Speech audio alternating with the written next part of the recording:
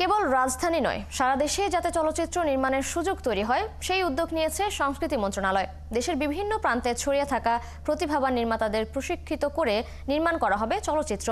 ঢাকা বিভাগ থেকেই শুরু হলো তরুণ নির্মাতা তৈরির এমন একটি কর্মশালা। বিস্তারিত আরিফ হকের প্রতিবেদনে।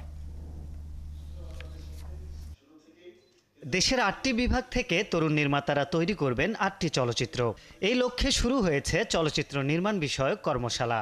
নির্বাচিত অংশগ্রহণকারীদের কর্মশালার মাধ্যমে হাতে কলমে শিক্ষা দেয়া হবে চলচ্চিত্র নির্মাণের প্রায়োগিক কৌশল। এরপর প্রশিক্ষিত চলচ্চিত্র কর্মীদের সাথে নিয়ে এবছরে নির্মাণ করা হবে ৮টি মাঝারি দৈর্ঘ্যের চলচ্চিত্র। যখন আপনারা ওই প্রোডাকশন প্রসেসে যাবেন, শেষ হলো ঢাকা বিভাগের কর্মশালা। সংস্কৃতি মন্ত্রণালয়ের উপদেষ্টা মোস্তফা সরোয়ার ফারুকী বলেন, এই তরুণ নির্মাতাদের হাত ধরেই আগামীতে তৈরি হবে বিশ্বমানের সিনেমা। আমাদের সময় এরকম এতগুলো মানুষও ছিল না যারা প্রায় একই রকম চিন্তা করে।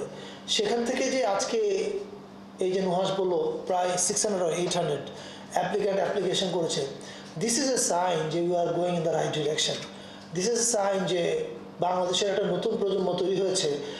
এরা আসলে কালচারালি নিজেদের আইডেন্টিটিটা জানে, বোঝে এবং তারা তাদের কাজের মধ্যে সেটা রিফ্লেকশন দেখাতে চায়।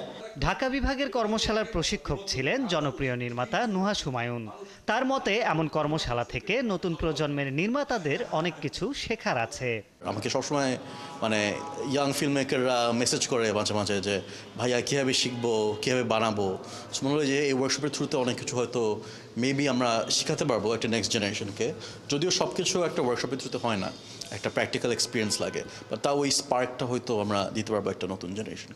চলচ্চিত্র নির্মাণ প্রক্রিয়ার সাথে আগ্রহীদের যোগাযোগ তৈরি করা ও প্রশিক্ষণের মাধ্যমে অর্জিত দক্ষতাকে কাজে লাগানোর সুযোগ দেওয়ার লক্ষ্যে সংস্কৃতি মন্ত্রণালয়ের এই উদ্যোগ চলমান থাকবে।